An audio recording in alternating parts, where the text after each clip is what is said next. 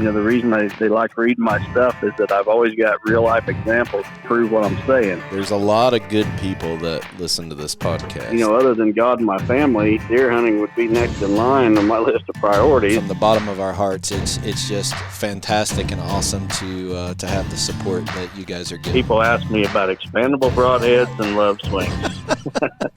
Chasing Giants with Don Higgins and Terry Peer. Brought to you by Osseo nature's most lethal camouflage. Follow along as Don and Terry discuss the techniques, strategies, and dedication needed to harvest one of God's most amazing creations, world-class whitetails. Well, welcome everyone to the Chasing Giants podcast with Don Higgins and Terry Peer, episode 120 on June 5th. Don, I'm more excited about this episode because we got a lot of good information to cover. And even though we teed it up last week that we were going to be talking about one of your bucks, we got so many good questions in this week, and our Amish community are starting to submit questions. We're going to punt that for a week and really focus a lot on getting a lot of these questions answered. Yeah, we got so many questions this week. It was hard to pick just 4 or 5. So we got actually 7 this week. I think that'll be the most questions we've ever answered on a podcast, but keep sending them in, folks. You're doing a good job and we can use them. So we want to be respectful to everyone, but we appreciate our Amish friends so much that are listening to MTech or the other call-in numbers, and we want to honor and respect those relationships and support that they've given us. So we're going to give an update about where we are on some food plot stuff, but just forewarn everyone that we got a couple really good questions coming up. So we also have a spot from Vortex. We recorded a small little bit with their marketing department earlier this week to talk about how to choose a rangefinder. So a lot of good things coming up. But before we get to there, Don, why don't you talk just a little bit about you finished up spring food plots this week? Yeah, I did, Terry. Before I get into that, though, I've had about 4 Amish people contact me and say that one of the numbers that they'd been using to listen to the podcast is not working. And I don't know who that company is or anything about it. All I can do is share the MTech number again. And I just checked it before we got on the air to make sure it is still working. The MTech number is working. It's 814-322-9352, extension 20. So if you're having trouble with your other, podcast outlet, that one's working. But yeah, Terry, I finished my food plots. I bet we both, between the two of us, got probably 25, 30 calls on it this week. So we apologize for that. But to be quite honest with you, we don't even know how that side works. They go out and find our podcast and post it on their outlets. So we don't even know who to call to chase it down. So sorry about that, but we know the MTech is working. Yeah, so we'll move on. And I finished up my spring plots. Steve Shields was here Monday and Tuesday with his son, Ethan. And I got my NutriCrave corn and the last of my soybeans in. So I got a little bit of spraying to do here in a couple of weeks or so. But June's a pretty slow month for me. It's typically the month that I do the least. I'm kind of sitting back waiting on those bucks to get their antlers growed out. I've got my plots planted, and there'll be a little bit of spraying and mowing and such like that, but not near as much as I typically do. Yeah. So I guess put into perspective a little bit, now that you're finished with spring food plots, can you kind of in your head do some quick math about acreage of each product that you put out of spring product? I know I put you on the spot there a little bit, but ballpark, how much? I mean, people talk a lot about what we do in different areas is different.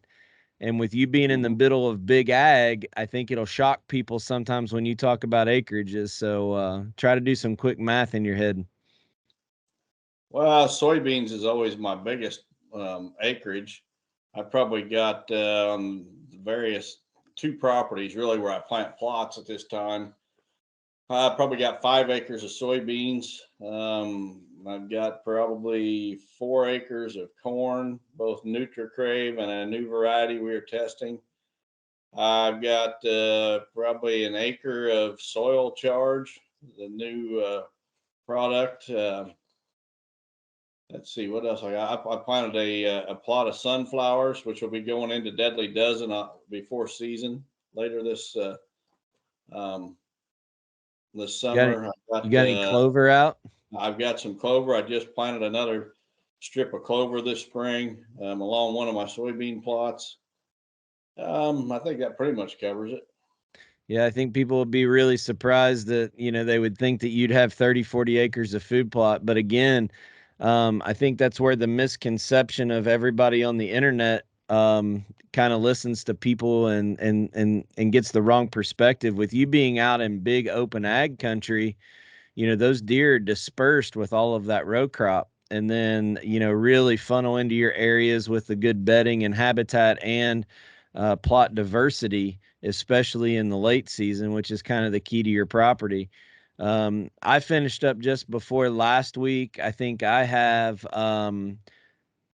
4 acres of beans, 3.5 acres of corn between NutriCrave, test corn, and I got some sweet corn down the middle of one of the fields. And I also did an acre of the soil charge product to put it out. That's going to be going in Deadly Dozen here in the fall. So I'm completely done also, but I'm a little bit behind you. So I'll be spraying here probably in another 2 weeks. And I'm also going to do some testing with some spraying fertilizer that's mixed with my herbicide. So we still got some work to do, but I'll be honest with you. This June is your slowest month. June is probably my biggest or busiest month, as we're chasing kids around a little bit. We spent the whole weekend up in Columbus, Indiana. I met quite a few people up there that listen to the podcast, actually. So if you're listening right now and I talked to you at the ballpark this weekend, it was great meeting you. But we have a lot of good folks up there that support us in the Columbus, Indiana area. So, yeah, I don't know if you can see the back of my neck. I got it torched a little bit. So yeah, it looks a little red. Those people watching on YouTube, they can see how I'm officially a redneck now, I guess. I was going to say we're already rednecks, but you just took it to the next level. Yeah, we were up there, and I got home this afternoon and unloaded the truck, and I bought a new 3-point cultivator for the back of my tractor. I put all of my corn on 30-inch rows this year. My tractor's set up for it. My side-by-side set up for it, so I can spray really fast with either piece of equipment. And I bought a 3-point hitch cultivator that I'll be able to cultivate this corn. So I've been outside working on it right up until the podcast time. So good deal. Getting ready. What about this coming week? Well, I hope honestly it goes better than last week. Last week was, I don't know if our listeners can appreciate this, but last week was one of those weeks that had really good intention and very low execution between the rain that we got and just we're busy. I mean, I can't put into perspective how tough it is even to get a spare 5 minutes right now. But, my kids and my family is going to be the top priority when they're here still at the house, and I'll have time to play later. So right now my focus is on them. So I'm really behind at the farm, really behind at the list of stuff to do at the house. But this week, my family's actually going out of town, so I'm in bachelor life for a few days. So I think I'm going to try to get a couple things caught up over at the farm. Again, we talked about this last week. I didn't get anything mowed at the farm. So, I got the fields and the field edges and the lane all up over my waist with grass because of all this rain. I didn't get over there and get it mowed. And I'm going to try to punt that for at least a month to try to get these fawns. It's just so easy to be able to run over one of those with a bigger tractor and a bush hog or a mower conditioner if we're mowing hay. So I'm going to try to punt just about another month and give them a little bit of time. So good idea. there's a lot of fawns get killed with farm equipment, especially mowers this time of year. Everybody's cutting hay and whatever, and Yep. we lose a lot of them that way. Yep. So give that a little bit of chance. How about you this week? Are you in town, or what do you got going on? Yeah, I got one grandson staying with us for the first half of the week. Then we're going to take him home and watch a baseball game with the other grandson, and then bring him back. So I'll have the grandsons this week, and trying to get some spraying done. I want to go spray the leased property, get it ready for fall plots, and try to get that wrapped up this week. And other than that, not a whole lot. Yeah, let's talk about that a little bit. This is a property that nobody knows that we have, that has been in beans probably how many years now? Can we think that thing's been in beans? 6? I think it is 6 years. Yeah. So, last year was the first year we had a really good bean crop on that property because we switched to enlist. The water hemp and mare's tail was really bad on that property for several years and kind of choked out the beans. So it wasn't a real good crop, but we're going to put a little bit of different strategy on that. There's a bunch of row crop around that area, and we're not going to put beans on it this year. We're going to rotate out and put greens on it late season to see if we can draw in some deer. So just a different idea to see if we can make something different happen. Yeah, I'm sure the deer are going to hammer it. And, I'm going to go in there and do the first spraying this week using both 2,4-D and glyphosate. I'm guessing I'm going to have to go back in mid-August and do it again, and then plant around the 1st of September. But, I'm kind of anxious to see how the deer on this property react now that we're really switching things up there. We got 3 plots in all, one big plot and a couple smaller ones. And I'm sure we'll have some deadly dozen on there, but I'm thinking we're probably going to try some test product in there as well. Right.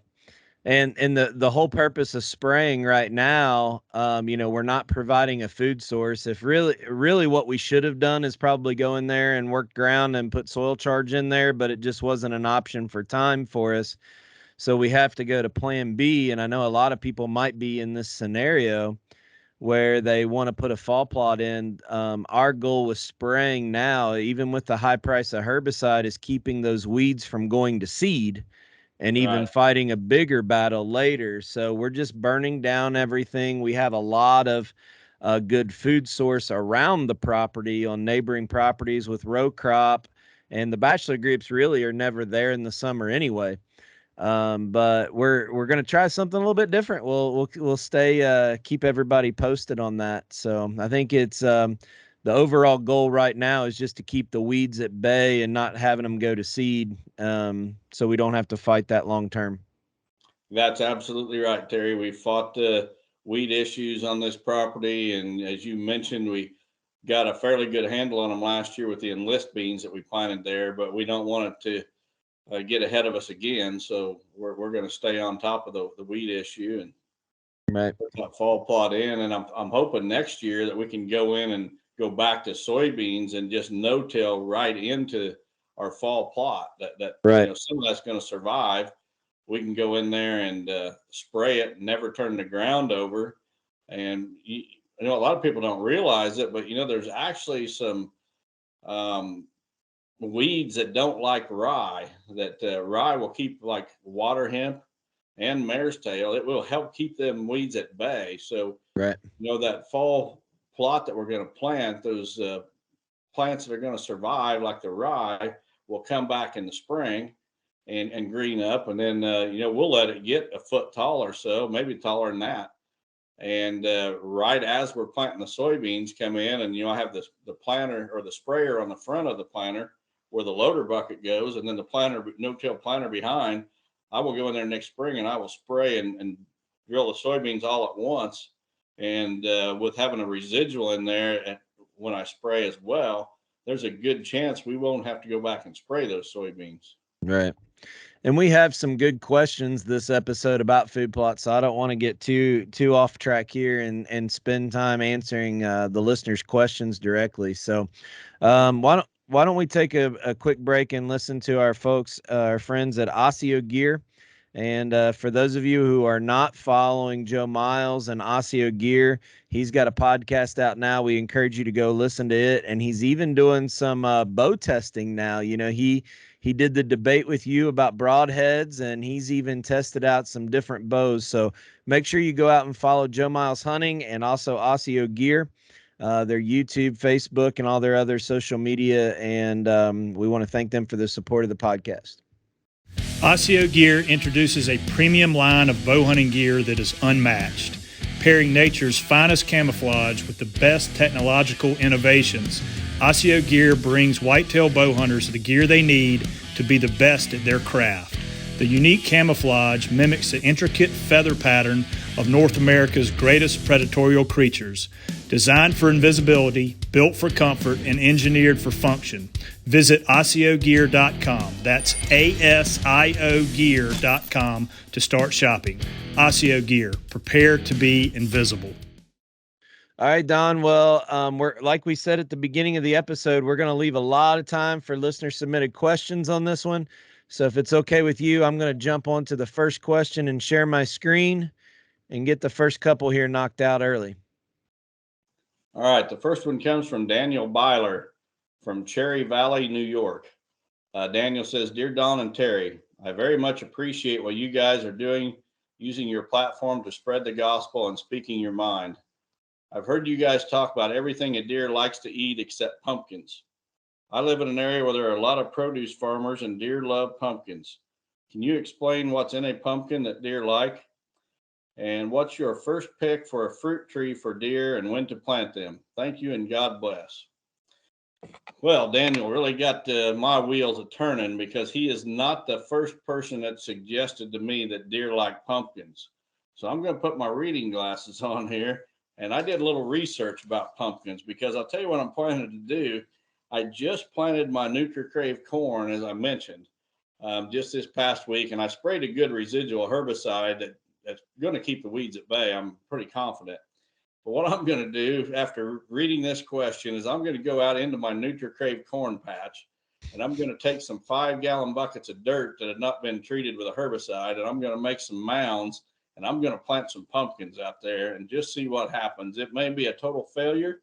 I don't know. I don't see that Real World's ever going to sell pumpkin seeds, because you don't need but a handful for a pretty large field. But I'm going to give it a shot, because this is not the first time I've heard this. And I did a little research, and I found out that pumpkins are high in vitamins A, B1, B6, and C, as well as high in copper, fiber, folate, and manganese.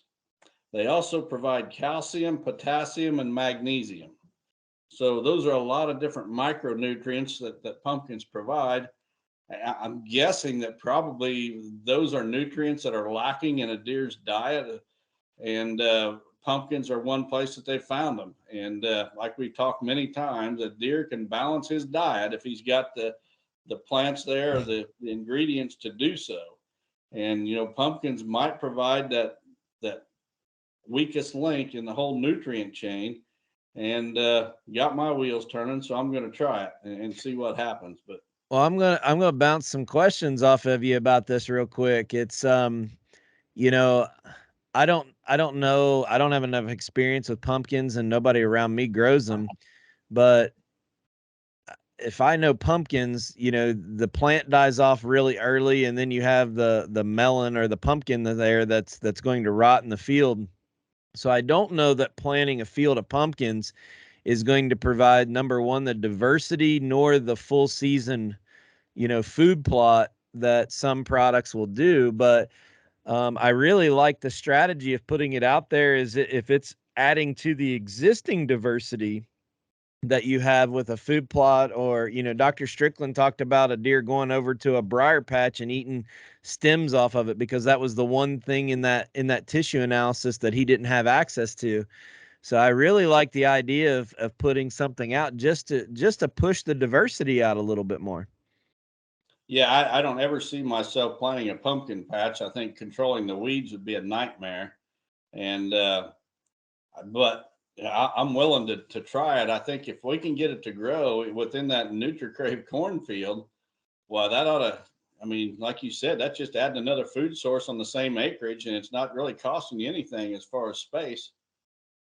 So if you take some of that dirt that, is there around the house that hasn't been sprayed with a residual, you can go just make a mound out in the middle of the field somewhere or at certain areas that you want to put it, and just make a pile of it and put the seeds in the top, and then it won't, the residual that's there for the rest of the field won't hurt it. Exactly. So Yeah, good.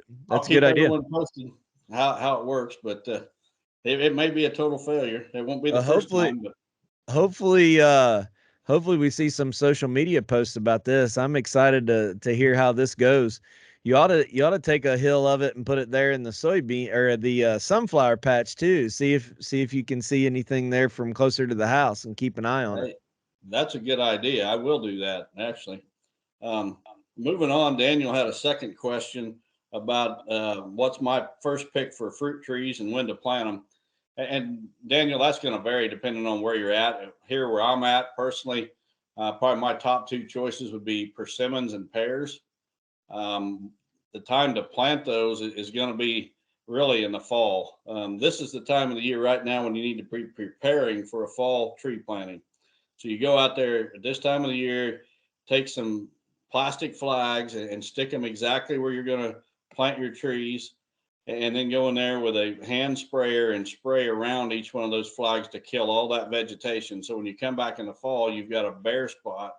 And fall is definitely the best time to plant it. I know it's deer season. People don't want to be out there on their property messing around planting trees, but it is the best time. As far as species goes, that's going to vary with the area. Now, if you're in a southern state, down where you're at in Kentucky, Terry, be an example where there's plenty of persimmon trees, probably the last thing you want to plant is another persimmon tree. You want to plant something that cannot be readily found in your area. I think from my experience that deer like pears better than they do apples, which is why I say pears. And I'm also a little bit north of that line where persimmons are really plentiful. Now, we've got them in my area, but not to the degree that they do even like 20, 30 miles south of me. There's a whole lot more. You get a little bit north of me, there's almost none. So I'm kind of right on that line where I can plant them, and they'll really benefit me because the deer in my neighborhood are not going to have other places to go find them. But that's my best advice on the tree planting. All right, that's a great question. I don't think anybody should take one advice for the entire country from anyone. Know your property, know what's around it, diversify it, and go from there. It's this delicate balance we talk about all the time about intrusion, and I have a hard time getting my mind wrapped around walking in and planting trees. But at the same time, you're not in your sanctuary doing it or in your woods doing it. So it's usually your where your orchard spots are at or in strategic areas on your farm. So just keep it to a minimum, I guess, is our best bet. Yeah, and if you prepare now, you can go in there and in one day get it all wiped out and done and get out. The best time, really, if I had to really narrow that window down, the best time is probably the latter half of October. Once those trees have started going dormant a little bit, the last half of October, and you can go in there and in one day get it all wiped out. Don't even try to be quiet. Drive your tractor, your skid loader, whatever, right in there and do it, and immediately get out. It's not good. It's not ideal, but it could be a whole lot worse. But it's best for that tree. So Right. plan and do as much ahead of time, and you'll have better success. Well, I want to take just a quick minute and talk about one of your son-in-laws, if you don't care. Yeah. I guess as a father, my daughter turns 21 this Thursday, my oldest daughter. And I guess looking at the situation and seeing things, all I can ask is that my daughter finds a young man similar to the two that your daughters have found. I got word today that your son-in-law, Clint Long, got up in front of his church and talked a little bit about Lester's feet and played a video. And I'm gonna actually try to share that on this episode. Clint's gonna try to get me a copy of it. If it's not on the video, I apologize about it, but at least the audio will be here. But Clint owns a really good, him and his family have a really high-end dog breeding business, and he donated a Labrador puppy. But most of all, it's just his willingness to use his connections and his kind of network with his church family to try to build awareness for what we're trying to do with the foundation. So I think you're really proud of your two son-in-laws. No doubt about it. I could not have went out and handpicked better guys for my two daughters. I can't say a single bad word about either one of my sons-in-law, and they're just both fantastic guys. And I'm so blessed that my daughters found them. Yep. So the raffle for Lester's Feet is going to end on the 27th of June. So we're a couple weeks away from that ending, and we're going to be doing the drawing live on July 4th. Please go to our website, lestersfeetfoundation.org, or if our Amish friends don't have access to it, we can mail those checks in. So we've provided instructions and tear-off sheets inside the Busy Beaver, or contact us or call us if you have any questions about that. But I'm going to take just a quick break and play this video from your son-in-law, Clint Long, and just personally thank him for being willing to share the news for us. Hey everyone, I'm Clint with White Pines Labradors, and we're so excited to be donating a puppy to this year's Lester's Feet raffle. Now, for those of you that don't know, Lester's Feet is a nonprofit organization that was created by my father-in-law, Don Higgins, and his friend Terry Peer, and its goal is to provide financial assistance to families with sick children. Now, these are families that are spending weeks or maybe even months at a time away from work and home so that their children can receive special medical treatment. And you can imagine the financial burden that places on these families. Well, one of the cool things about Lester's Feet is the fact that they actually pay bills directly. So the money from your donations never passes through the hands of these families. They just get a surprise phone call from Lester's Feet saying that their house payment or car payment or medical bill has already been taken care of. Pretty cool, right? Now, concerning the raffle, there's a couple things that I want to mention. The first being that you're not buying a ticket for a specific item. Everyone who purchases a raffle ticket is going to be entered to win every item in the raffle, including the 2022 Chevy Trail Boss pickup truck. Now, I know everyone's excited about that one, but I think there's over 75 items in this raffle and a couple other big ticket items, including a 30x40 pole building and a John Deere tractor. Tickets are $25 each, or you can purchase 5 for $100. And there's a link on our website at whitepineslabs.com for you to purchase tickets. The drawing is going to be July 4th. There's no limit to the number of tickets you can purchase. Obviously, the more tickets you buy, the higher your chances are of winning. So buy a lot of tickets. Now, concerning our puppy that's going to be in the raffle, I want everyone to know that under no circumstances is the winner required to take the puppy, and we will be responsible for making sure that it goes to a loving and caring home. That being said, the winner of the puppy from the raffle will go at the bottom of our wait list, and then we will do our best to fulfill that placement within 1 year of the raffle. So let's be honest, this isn't about winning something. This is about helping families and glorifying God with our lives. And we're so excited to see the families' lives that are going to be changed through this ministry. May God richly bless you for your generosity, and thank you for supporting Lester's Feet Foundation.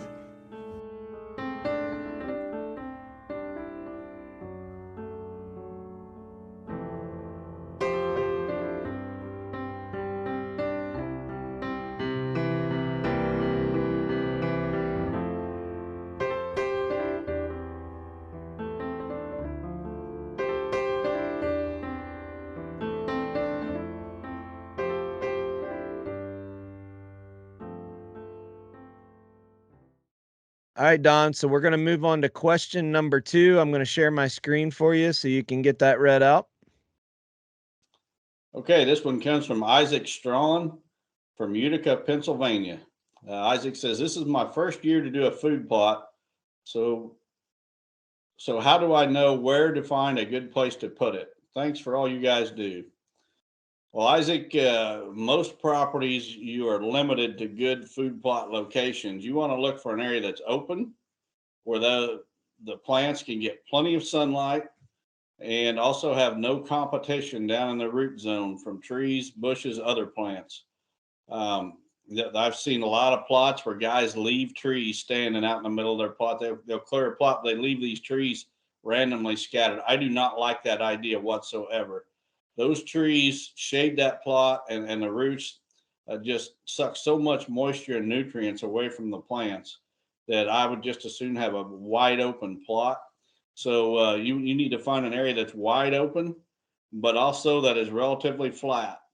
One of the flatter areas on your property, an area that does not flood. You don't necessarily have to be on a ridge top, but you definitely don't want to be down in a floodplain where you can lose the plot. Now, if that's your only option, well, then you take your chances and do it.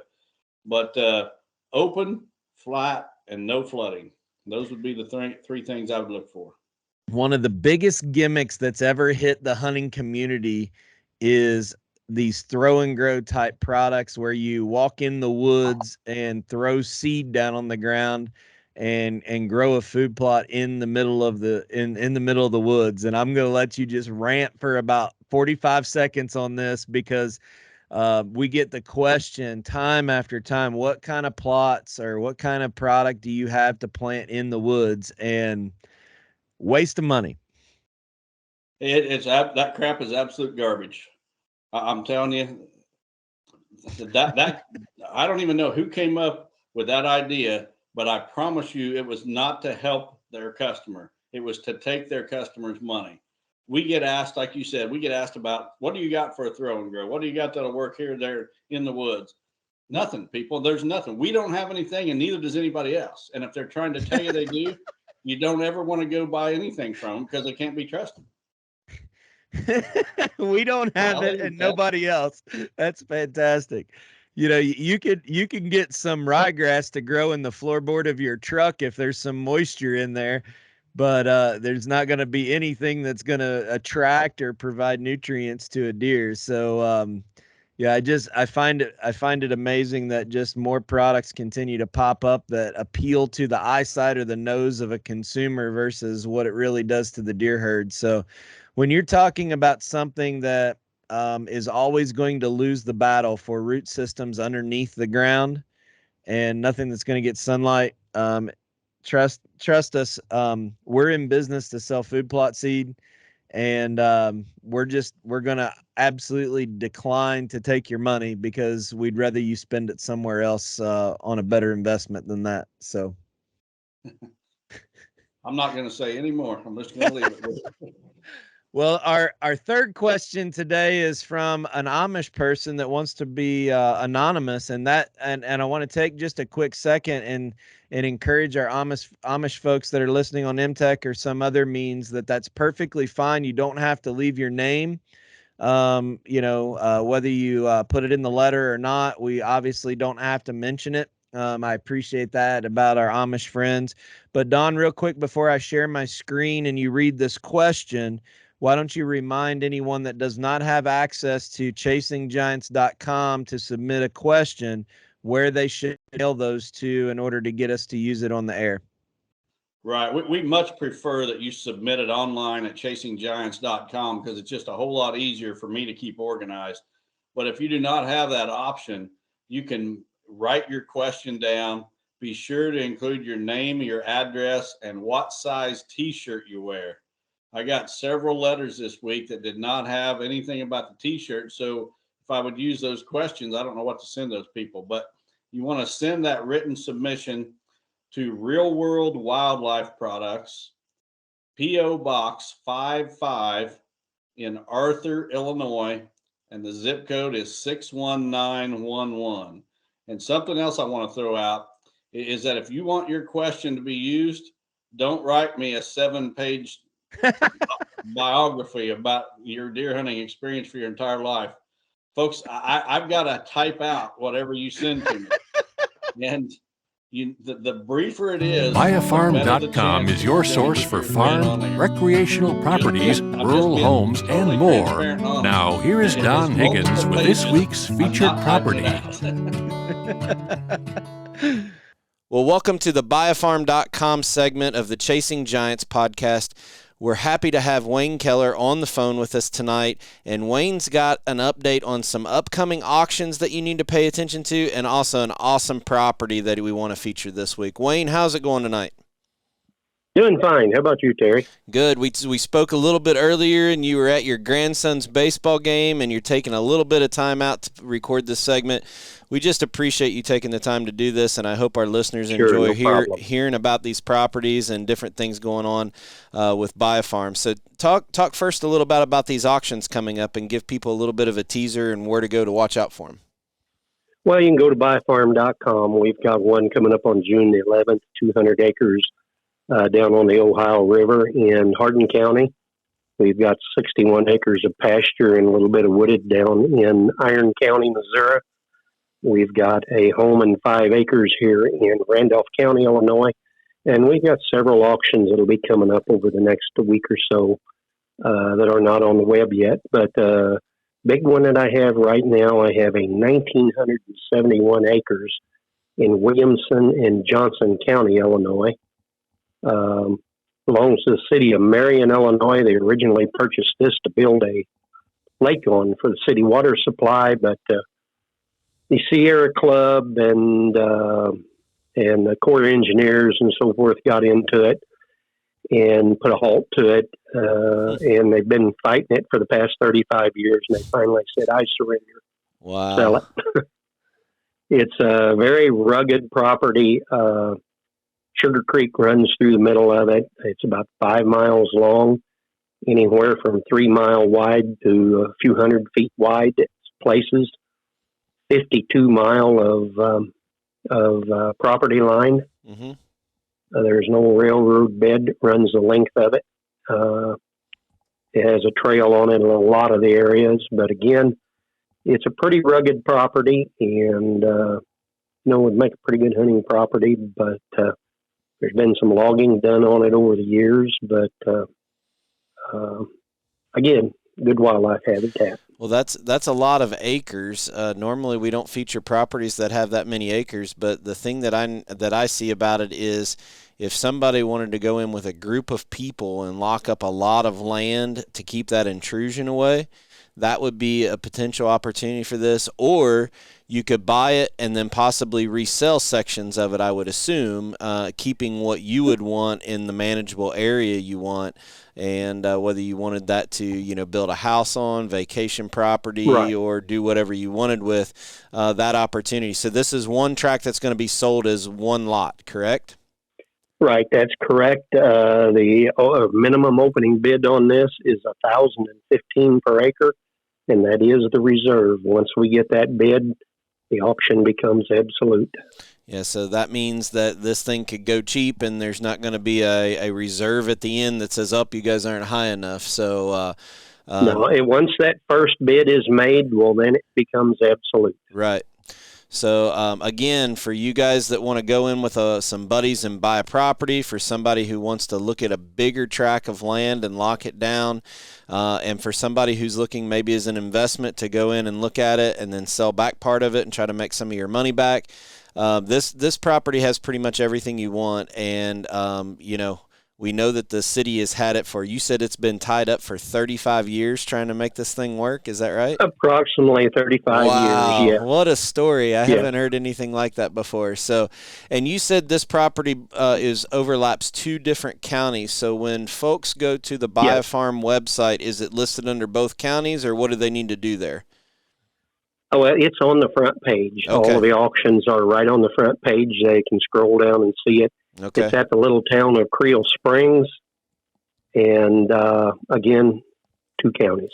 All right, Wayne. Well, if somebody has questions, we have a lot of our listeners listen on audio-only platforms, so they're not seeing what's on the screen right now. So if somebody wants to reach out to you to learn more about this property, can you give your contact information and maybe some way to get a hold of you? Right. They can go to BioFarm.com, or they can call me on my 800 number or cell number, and that's 800-357-4020. And I had a farmer to tell me one day he'd always remember that phone number because a free gun and a tractor, and the farmers will know that 4020 will mean a lot to them. One of the best John Deere tractors that they ever made. Right. So Right. I assure you, if you give Wayne a call, if he doesn't pick up, he calls right back. We've been talking on the phone quite a bit lately, but we appreciate you and the other owners and the team at BioFarm for their support of the Chasing Giants podcast. Please go to their social media page, like their Facebook page, follow it, and also visit their website for upcoming auctions and listings, and give Wayne a call if he can help you find your dream property. Wayne, thanks for your time tonight, buddy. I appreciate you taking it. All righty. Take care. All right, bye-bye. Goodbye. All right. Well, I'm going to share our third question. You should be able to see it on your screen now, Don. Yes, this one was submitted from an Amish person from Southern Illinois that wants to remain anonymous. They say, I want to thank you for all the info you put out each week. I live in Southern Illinois, and my question is about the EHD outbreak in 2012, which wiped out the deer herds. Was the outbreak more common in the central to northern part of the state? I've heard you mention that there aren't many deer in your area, but here the deer are thick. Second part, what is the best way to pattern or scout big bucks without too much intrusion, without the use of trail cameras? Thanks. Well, the EHD outbreak of 2012 happened across the Midwest, and to my knowledge, it was just as bad in the north, the central, and the south parts of Illinois. I will say that the herd has come back. It is not to the point that it was right before that EHD outbreak, at least in my area. Now, I know there are parts of the state where there are plenty of deer. I've been on those properties. I've seen the sign. I've seen the deer. So when I say I'm in an area that doesn't have a lot of deer, I'm in an area where there's a lot of wide open ag fields and not a lot of woods. We just don't have a lot of habitat. And even when we had plenty of deer before that 2012 outbreak, we still did not have near the number of deer you have in Southern Illinois. Now, I think the herd is, I wouldn't want to see it any lower than it is now, but I think it's fine in my area. And people got to remember, though, that it's spotty. What you see on one property, a property like mine, you're going to come here and you're going to think, man, there's deer everywhere. You can go to another property that's not being managed and there hardly be, a fraction of the deer that I have. So you got to keep that in mind. When I say not a lot of deer, that's a general statement based on the type of terrain that I'm at. And Makes sense. The second question, what's that, Terry? I said that makes sense. His second question was advice on ways to pattern or scout big bucks without the use of trail cameras. Yeah, and that basically is the way I hunted for the first probably 25 plus years of my career. When I shot my 214 in 2004, trail cameras were just coming onto the scene. I had one trail camera at that time, and it used 35 millimeter film, a long ways from what we have today. So, I spent decades hunting exactly how you're describing, and what really differs today from that point was the amount of postseason scouting that I did. I spent a lot of time walking. As soon as season was over, I'm walking looking for big buck sign, particularly big rubs and big community scrapes, that showed a lot of activity. And then when shed antler season come around, I spent a lot of time, looking for shed antlers so I knew which bucks were still alive. And, it's pretty hard to find a set of shed antlers off a big buck. So I put a lot more time in back in those days. And then in the summer, I'd spend about every evening either driving the back roads or sitting on the edge of an alfalfa or soybean field, just observing. And the amount of time that trail cameras have given me back for other things in my life is just huge, because I literally spend a lot of time running cameras, don't get me wrong, but I don't spend probably a quarter of the time scouting, off season than I used to. So, postseason scouting, looking for shed antlers, observation. Those would probably be the three things that you need to key in on. I think from an observation standpoint, if you have food plots or you have ag or something like that, I saw a picture of Wes Delks and his wife Madison up on top of the grain bin at their house this week.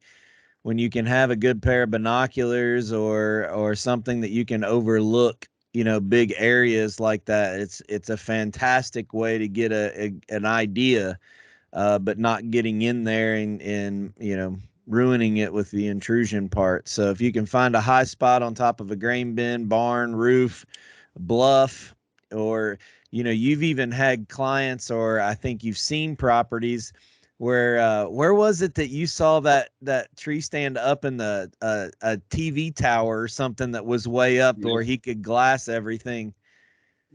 That was in Michigan, and I'm telling you what, I think if I remember right, that client told me that he had a TV tower that was about 6 TV towers on top of each other. And way up there, he had a tree stand somehow strapped to it or something. And if I remember right, he told me that tree stand was 72 feet off the ground, and it looked like it. I'm telling you what, I wouldn't have been up there for nothing. but it was a good vantage point. And I also remember that from that vantage point, he could see his entire farm pretty much. So if a deer stepped out on an edge somewhere, he was probably going to see it. Right. So that's some good advice for you. Well, I want to make a couple quick comments real quick before we go to question number 4. If our listeners are not listening to or watching the social media platforms of Novix Tree Stands, this is the company that used to be the original Lone Wolf Tree Stands. And they changed their name, rebranded to Novix. Make sure you're following them. They just released some really good new product development out about a non-glare coating that's going to be on all the tree stands starting this year. So make sure you're following Novix Tree Stands in all the social media platforms, or give us a call, or and we can put you in touch with those guys. But I was really happy to see that they're continuing the development of their product line with this new non-glare coating. So let's take a quick break and listen to a word from Quiet Cat.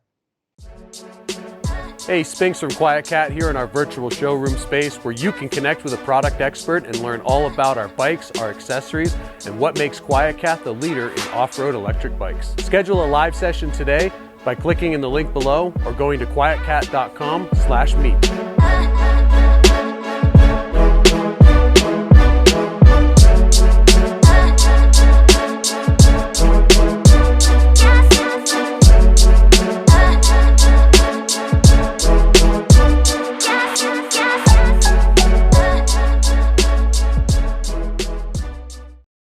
All right, Don, with question number 4 being up on the screen, you should be able to see it about right now.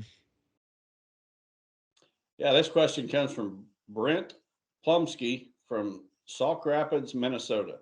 He says, "Hi, Don and Terry. Thanks for the podcast. I listen every week at work. My question is a little out of the box, but I run a hog farm in central Minnesota, and when I go hunting in the morning or evening, I am doing chores generally beforehand. I've always gone to the house and showered and taken some scent control measured. So if the deer on my property smell my barns every day of the year, is there any chance that this could play into my hand as a masking scent? Thanks, Brent." Well, Brent, ironically, when I was much younger in high school, I raised hogs, showed them in FFA and 4-H. And, so I know the smell you're talking about. And actually, many times I have said that if you play the wind, you could work in a hog barn and never take a shower, and the deer cannot smell you if you play the wind right. I think there's first of all, you need to remember that if you got the wind in your favor, it doesn't matter what you smell like. Second of all, I think you bring up a very good point that, you're going to smell, if you smell like you've been working in a hog farm, you're just going to smell like a hog farmer, which is probably not going to represent much of a threat to those deer. I've mentioned on this podcast before that I believe the deer on my property know my smell compared to another person's smell. And I base that on the fact that if I go hunting by myself and I get winded, the deer definitely react, but not near as extreme as if I've got a cameraman with me. If I've got a cameraman with me and they smell us, then they're blowing and snorting and running back in the woods, and for a half a mile you hear them blowing and snorting and telling everybody. Where if I'm by myself, a lot of times they'll just stop, they'll throw their head in the air, maybe flare their tail and trot back into the woods and never even blow. So definitely a different reaction, and I think that's probably what you're going to find if you have that hog smell on you. I think you could roll around in the lagoon, and if you're using that as an excuse to go hunt the wrong conditions, I think you're making a mistake. But I think there is something to being familiar, but at the same time, those deer are going to know when something's out of place. So if it smells like the hog barn in the sanctuary, they know something's wrong and not right. But I remember my grandfather, who the foundation is named after, when we would walk through the pasture. He had a pasture behind the house, and we'd walk through the pasture. He'd always tell me to step in the cow patties before we climbed up in the tree a little bit. So I think there's probably something to be said for it. Well, I'll tell you, hogs are a little different than cattle, and if you're around hogs every single day, especially these big confinement barns, I'm not sure. Now, I don't mean this as an insult to anyone listening, but I'm not sure that you can 100% get rid of that odor. I think it gets into the pores of your skin. And I say that because I know guys that are big time hog farmers with big confinement barns, and they've got a little tint of that hog odor on them, even when they're, dressed up and out at a restaurant or wherever. So I just don't know that you can get rid of that odor by going to the house and taking a shower. You may be better off just going to the woods instead. Still always hunt the right wind, though. Exactly. I agree with that 100%. All right. Well, I'm going to move on to question number 5 here. All right. This one is also an anonymous from an Amish listener in Wisconsin who says, "Hello, Mr. Don and Terry. Thanks so much for the honest podcast and all you do for Lester's Feet. My question is this. I hung a rope scrape roughly 15 yards from my stand on the closest good branch to the trail, which is about 10 feet off the trail. In between the trail and rope scrape is weeds and briars. Do you think I should spray a path to the scrape, or will it not make a difference? I also want to thank you for making a way for us no internet folks can submit questions. God bless. I hope you have a wonderful week." Well, this question really got me to thinking, because I get a lot of questions about the rope scrape and people saying they're not hitting my rope scrape. What's wrong? And it got me to thinking earlier today that if you think about it, in the woods, 95% of the trees are not good trees for a rope scrape. 95% of them. You're talking very few trees. You got to put that rope in a spot where deer want to scrape anyway. And I've seen this on a lot of my consulting visits. A guy be showing me his rope scrape, and his rope scrape is in an area where I would never expect to find a scrape. There's brush, and deer want to be in more open areas. They like the edges. They want a good branch hanging down that they can work their antlers in. So if you're in an area that's got a bunch of weeds and briars between the trail that you expect the deer to be on and where that rope is at, I'm going to tell you that your rope is in one of those 95% of the trees that's not a good tree. And location is everything. If you're doing everything right and the deer are not hitting your rope, it's because you're in a terrible location. There's going to be some spot on your property that's way much better. And if you can find it, you're going to have every buck on the property hitting it. But you got to remember, 95% of the trees are just not the good trees for a rope scrape. I don't know what this listener is trying to do with his rope scrape, but maybe when he talks about that he's hung it where it's 15 yards from his stand. I don't know that a rope scrape is necessarily best used for hunting over. Your rope scrape is for inventory or staging. We have very few tree stands that overlook rope scrapes, but we use them extremely. We're dependent on them, especially in Illinois, for inventory. So start thinking a little bit more about, instead of a place you can hunt over it, a transition area where you can do inventory, glass, trail cameras, what have you. I just, I don't like hunting over them. What do you think about finding a good scrape and then hanging a rope in that same tree? The deer are already using that area, so obviously they're confident in it. So what about going in on a tree that has a scrape already underneath of it and then putting that rope in there? That way, the purpose of the rope is to hold scent longer. That's the whole purpose versus the branch. All those deer come there because they smell everything. It holds it from not only your Smokies deer lure, but all those different deer that hit it. Yeah, and the rope makes it different, a little bit different than other scrapes. You know, a lot of bucks like to work their antlers through that rope. I like the idea. In fact, a lot of the rope scrapes ropes I hang to make scrapes are already at a scrape. And and then I will go, say you're on a field edge and you've got all these oak branches hanging out and there's just scrape after scrape. Well, you pick out the ideal one being, you know, where you've got a good place to hang your camera, where you can access easy without disturbing the area, whatever makes it the best location. And you hang a rope from that scrape, and then you go down that edge and you take a saw and you cut off all them other branches. And then, boy, you watch that rope scrape light up. Then it goes from being the size of a trash can lid to being the size of a truck hood. A target-rich environment, then, isn't it? Yep.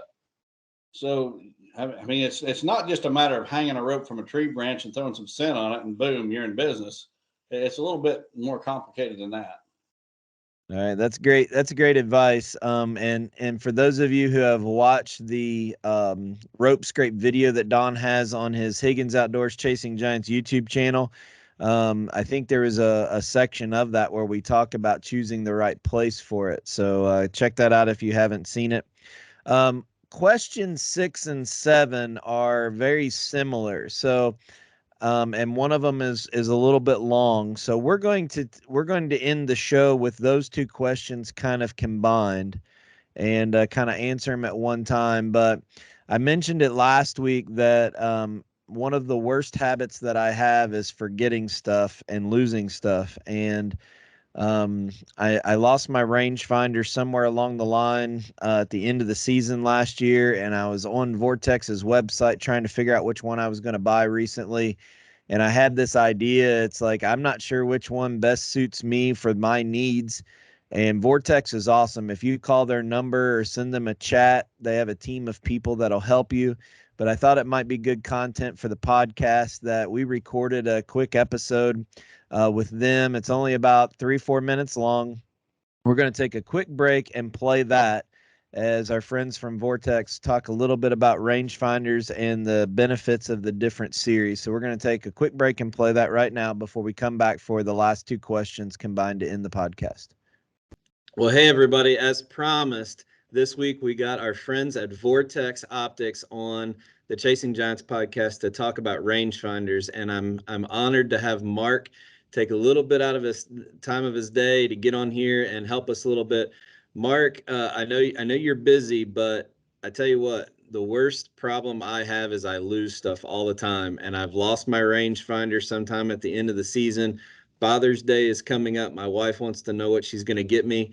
So I go to look for a rangefinder, and I don't know which model best suits me as an archery hunter that does some long-range shooting. So I think it would be great if you could just introduce yourself, and let's talk a little bit about rangefinders that Vortex has to offer and where guys need to kind of point their wives in the right direction for a Father's Day present. No, man. No, I appreciate it. Appreciate you having me on to chat about this stuff. It's optics and hunting and everything combined together. So you never have to twist our arm to chat about those things. But and you're not alone. I mean, the rangefinder, if you're going to talk about optics that get, left in the woods or lost, it's the rangefinder. They're small, they're handy. You whip them out in the heat of the moment when stuff's going down, then you got to move. And all of a sudden you're like, oh boy, where'd that thing go? So you're not the only one to be in that boat. So our rangefinder lineup, our handheld rangefinder lineup, we actually currently are very recently revamped it. So we kind of saw a couple models left and we brought 3 new models in.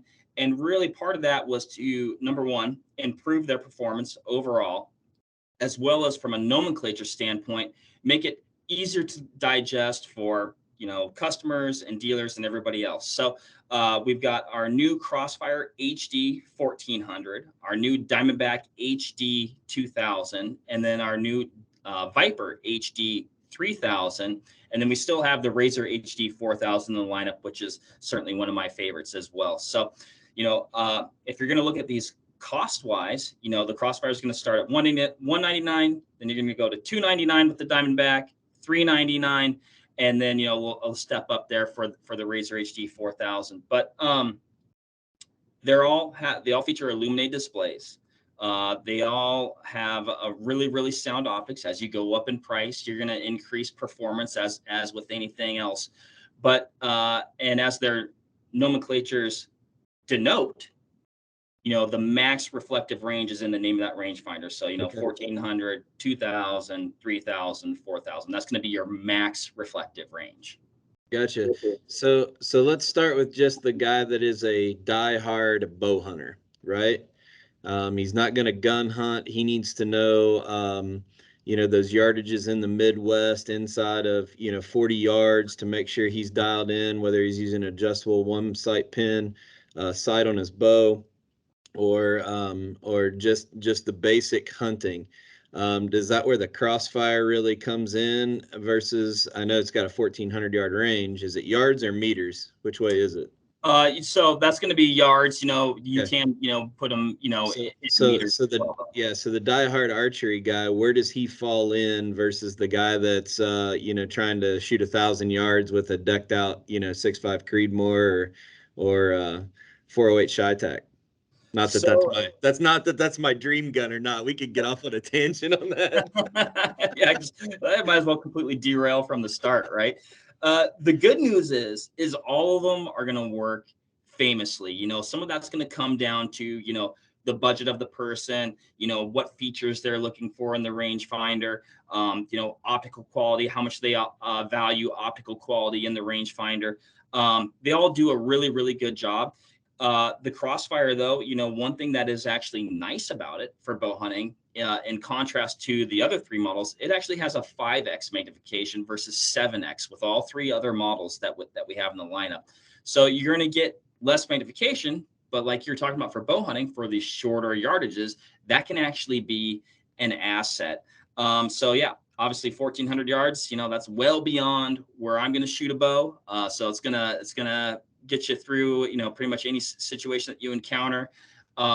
Even if bow hunting with some of the other models, you hear those big numbers, you go, man, that sounds extreme. Like I wouldn't never even consider shooting that far with a rifle. And the nice thing about having that capability is it comes into play in other scenarios where maybe you need to plan a stalk, or maybe you've spotted, a buck, a bull, or bear, and it's, across a canyon, and you're trying to, like you said, you're trying to plan that stalk, and you're like, okay, well, he's X amount of yards away, but now I ranged him. Now I've ranged this point. Okay, when I get to that point that I know I'm within 500 yards, that's within my effective range. And you can kind of plan your stalk that way and know that when you get to that rock, yep, I'm going to get my stuff out. I'm going to get ready to shoot and execute that shot and hopefully, find success in the mountains there. So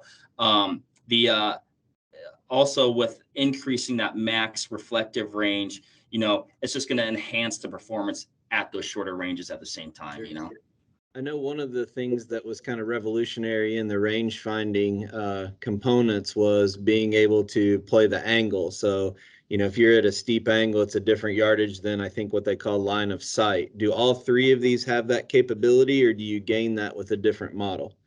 So all three of these are going to have both of those modes. So you can set it to be in line of sight or HCD mode. That's our angle compensated mode. It stands for horizontal component distance. So that HCD mode is what's going to calculate, and compensate for those higher angle shots. Gotcha. So there's a really good video piece that you guys did on your website. If you go to their rangefinder site, that shows all those settings. I encourage you, if you're looking at a rangefinder, go watch that short video with you guys have some 3D animations that really depict all those different settings and know what you're getting into.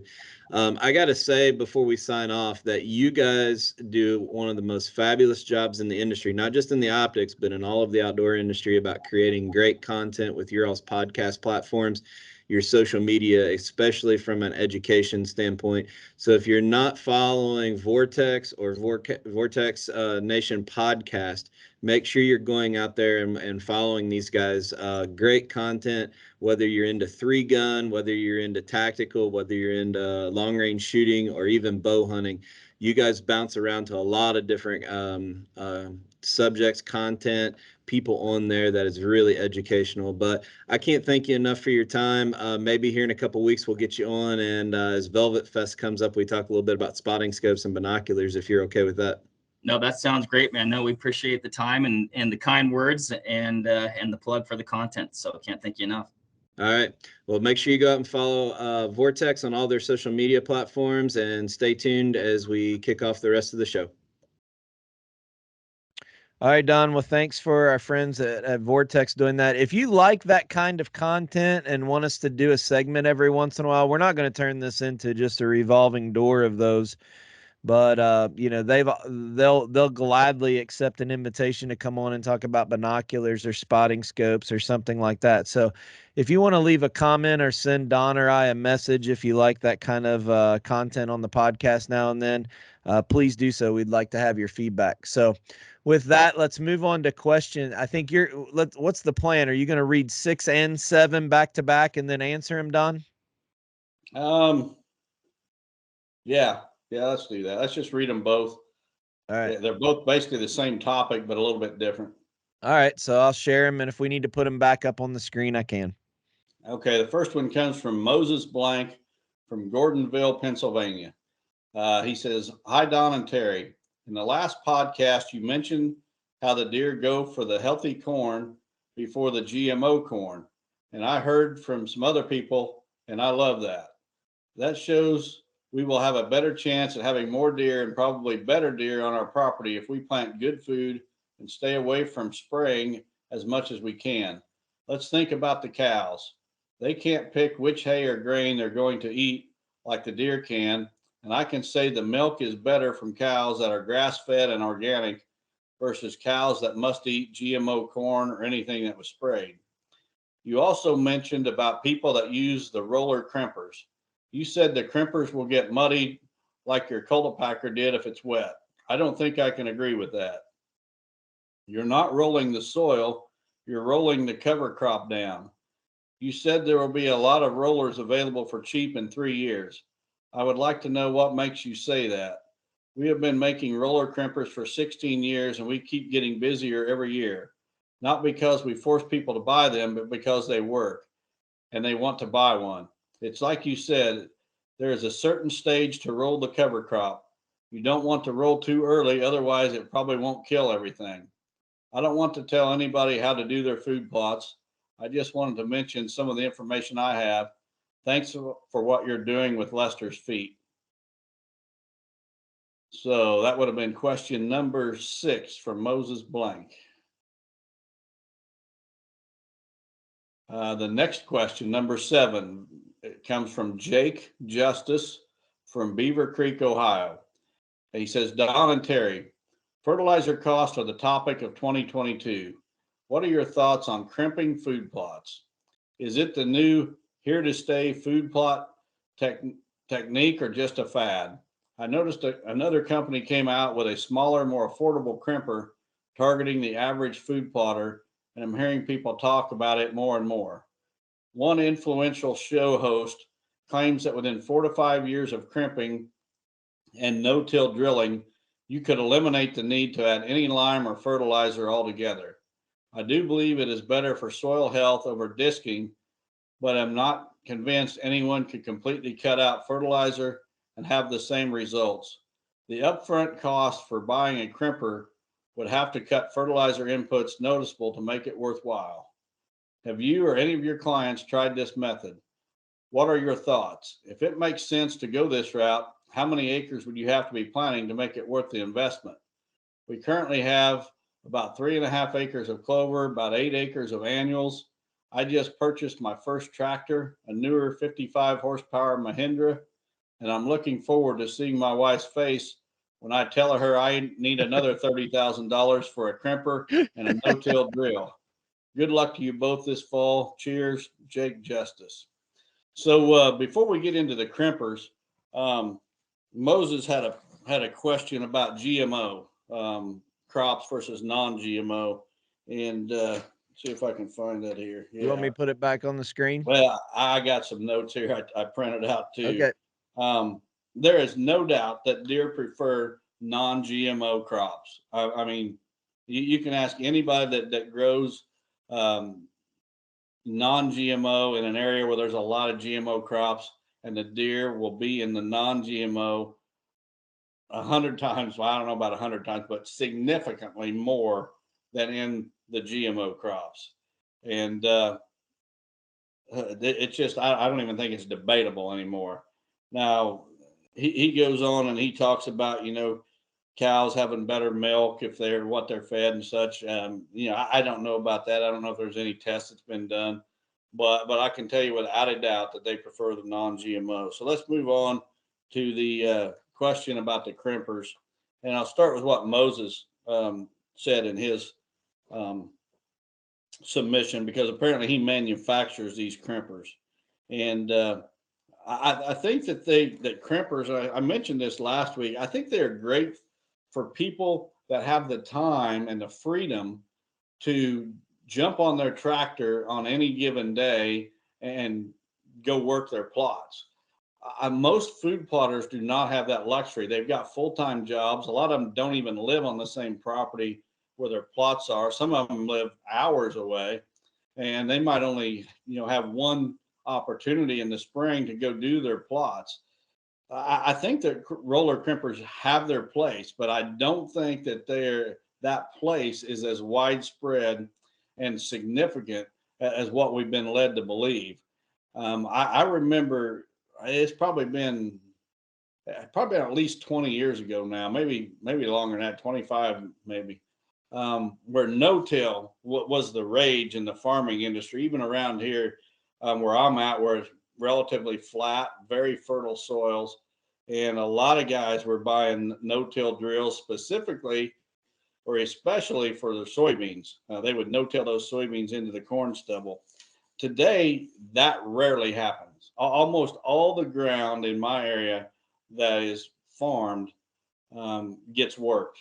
And that means it gets disked and then planted. And there's a reason for that. That plant can do so much better in that loose soil. What you see above the ground with your crop is going to be a direct reflection of what is taking place below the ground. And when you work that soil, it loosens up that soil, and that plant can grow so much better because its roots can grow through that loose soil so much better, and it'll just produce a bigger, more productive plant.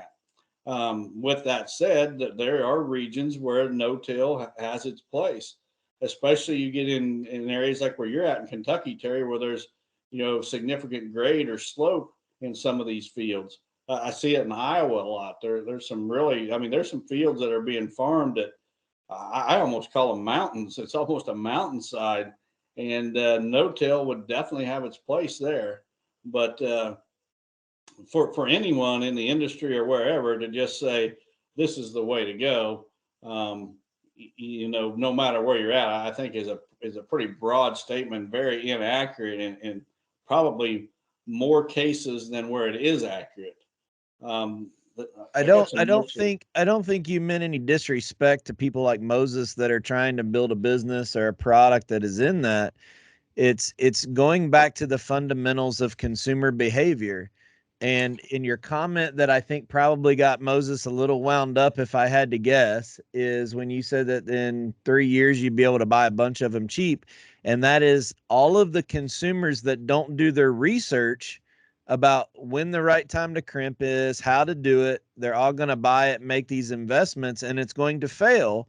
Not because of the method, it's because they don't have the means, the time, or the experience to make it work. So it's not, Moses, it's not a dig specifically to you or any of the other people that use this method and are confident in it. But trust me, we went years trying to debate if we even wanted to sell corn because the average food plotter can't handle planting corn. And it's just, we see a different side of it running the seed business and see that there's going to be a lot of people jump on this bandwagon that simply are not going to be, trust me, I'm privileged to be at my age to have a lot of resources at my disposal, but the one thing I do not have is time. And there is no way that I could babysit and find to make sure I was off work, not traveling, not chasing the kids, to be able to run out and crimp a field at the right time to be confident and success with it, you know. And but it again, I think the analogy that you used about no-till is perfect, because if I did eventually get me a no-till drill, I could put 2 more acres of a food plot on my property just because I'm not comfortable breaking ground on those. So everybody's just got to do their homework and make their best decision. But Moses, it's not because of the quality of product that I'm sure you make, but unfortunately there's a lot of people in this industry that chase after the easy quick fix, and it's not the right solution. Well, Moses even acknowledges in his submission that that plant has to be at the right stage of maturity or it's not going to work. And that's where the big issue for me lies, because the typical food plotter just cannot time when he's going to go crimp his field based on the condition of that field. He's got a calendar, he's got a work calendar, he's got a family, you know, he's got kids in sports, this and that. He's given a very limited window, and he has to do his work in that window. And if that plant that he's trying to crimp is not ready for crimping, it's not going to work. The results are not going to be good. And I'm glad to see that Moses acknowledged that. It just, and it's nothing against it's nothing against the people that do have that time and they can make this work. But there's so much bad information out there that says, oh, hook one of these up to your 4-wheeler at any time and crimp it. Take the easy way out, and it's always going to work. That's all we're talking about, Moses. All right. Well, so did the second question ask anything different than what Moses's comments were? I can't remember. No, it was a little bit. I did make some notes here on this one too, because I wanted to make sure I didn't leave anything out on this topic.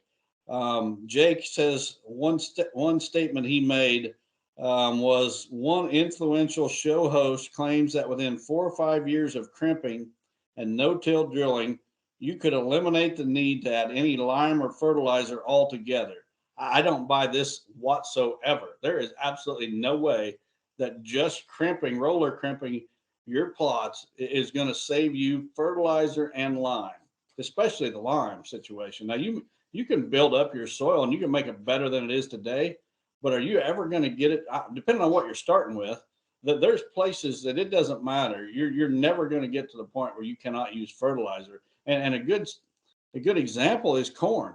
You know, you can hardly, and you just talked about corn, Terry, but you can hardly grow corn anywhere and get a decent crop if you don't add nitrogen. You can go to the richest soil on earth, and these farmers are putting hundreds of dollars of nitrogen on each acre. And you're not going to get away with it.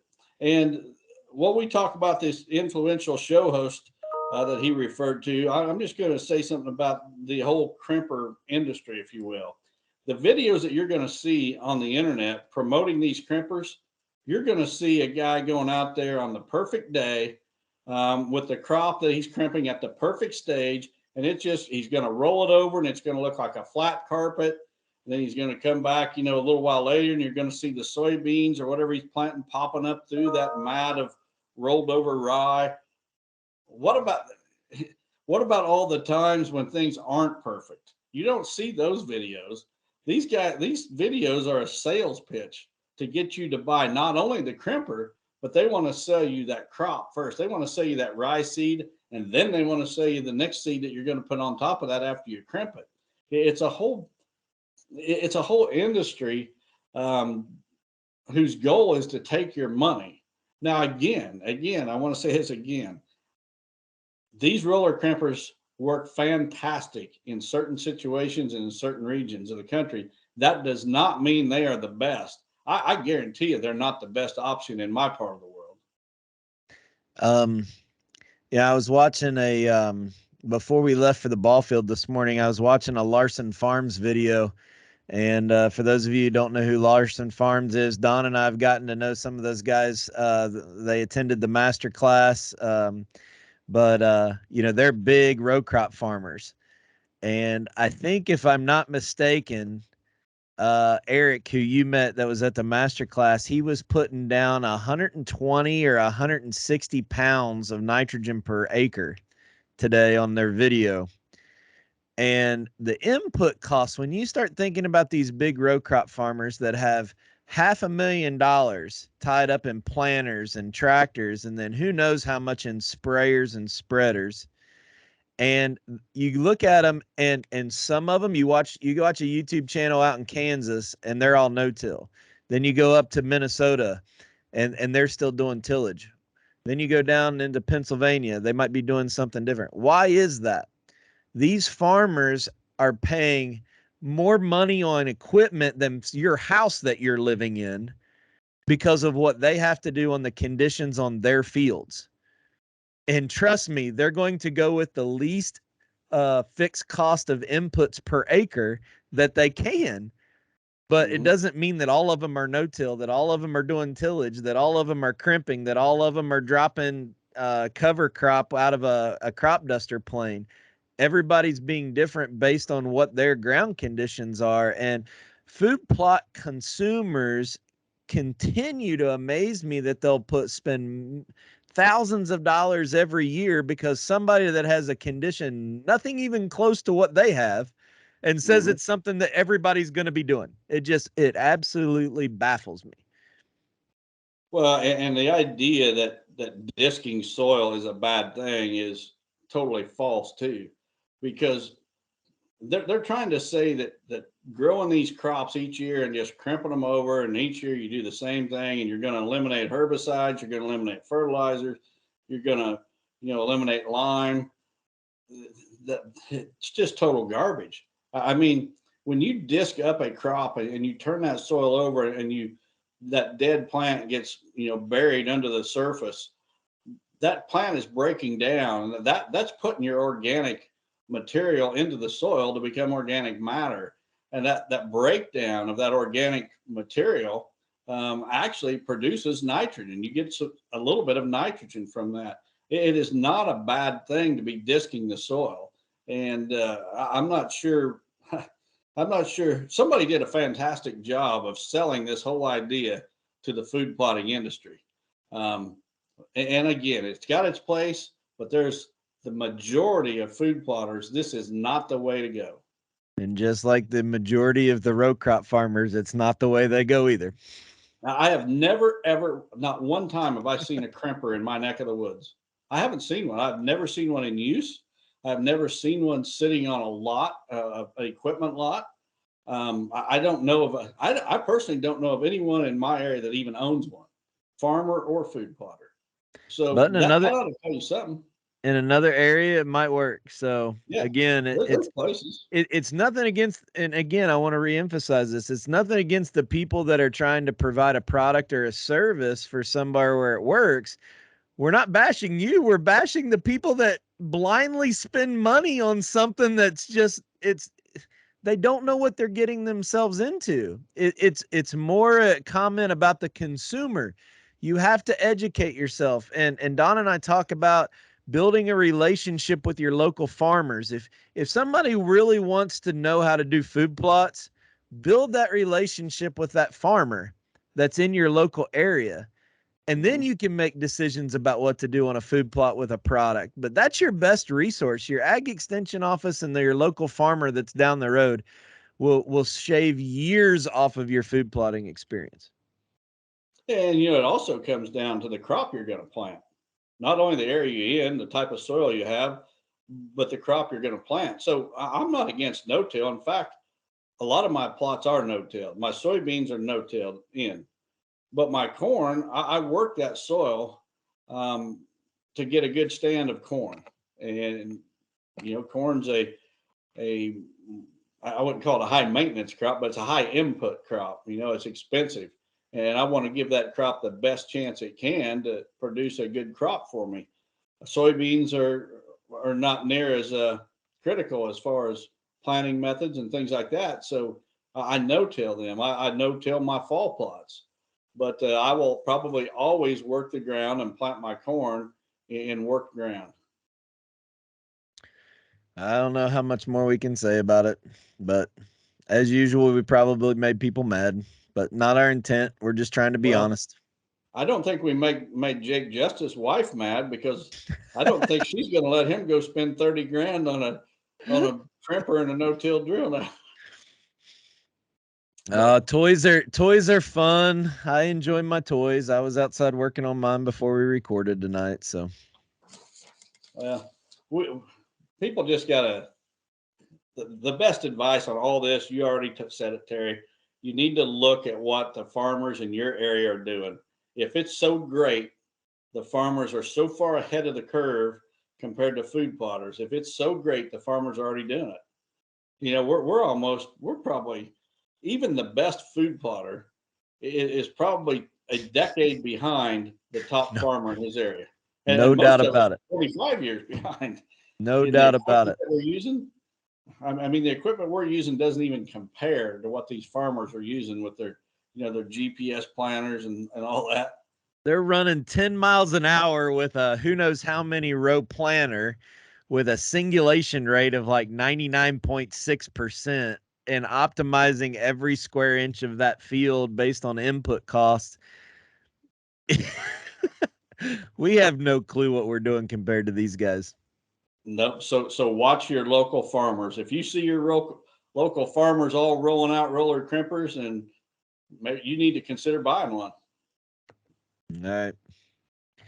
Well, buddy, that's all I got this week. I don't know. You got anything else to say? That pretty much wraps it up for me. Just appreciate all the questions. I mean, we got so many questions to pick from this week. I probably got, I don't know, at least 20 sent in by mail from the Amish, and probably 3 times that many submitted that I had to sort through. And we used 7 of them, but just because we don't use your question, don't think that we don't care. Keep sending them in. Well, and yeah, so probably what we'll do the next few episodes is go a little bit longer on the episodes. They might not be right at an hour. They might be pushing an hour 20, hour 30 minutes, just so we can get through these. Because as Don mentioned, with our spring plots in, we really don't have a lot to talk about what we're doing through the month of June. The only other thing that I want to warn people of is I realize that a lot of people listen to this podcast on Sunday night, but please be patient with me. This time of the year, over the next 7 weeks, is my busiest time of the year, and there's a lot of nights that on Sunday night I don't even get back into town until 6, 7, 8 o'clock at night. So there may be 1 or 2 episodes that even slip into not uploading until Monday.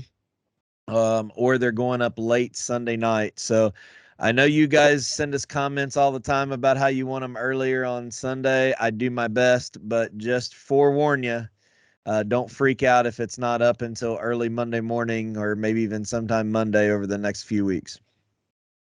We'll try our best. Well, we do the best we can. When Terry and I started this, it was going to be an every other week podcast, and because it was so popular and we got so much positive feedback, people asking us to do it every week, we've done it every week, and a big part of the responsibility for that lies on Terry, not myself. So let's be patient, and we'll get it up every week. It just might not be on the schedule that you like, but we appreciate your support nonetheless. Hope you continue to listen. I appreciate and care for every single one of our listeners, but if I have to choose you and spending time with my daughter, the last few years she's home, I'm sorry to say you're all going to lose to second fiddle on that one. So, but we promise we'll do our best to get them up as timely as we can over the next couple weeks. But please be patient with me. So, again, we got a couple more weeks for the Lester's Feet raffle. Please visit us on our website or contact us if you have questions about how to buy tickets. You can look at the May issue of the Busy Beaver to pull off a tear out form and see a detailed list of all the 75 prizes in the raffle. So make sure you get those, share them with your friends. Let's raise as much money as we can to help these families. I'm just sitting at the edge of my seat wondering how many families we're going to really be able to bless with your all's donations going straight to them. So thanks for everybody's support on that. God bless everyone. Have a great week.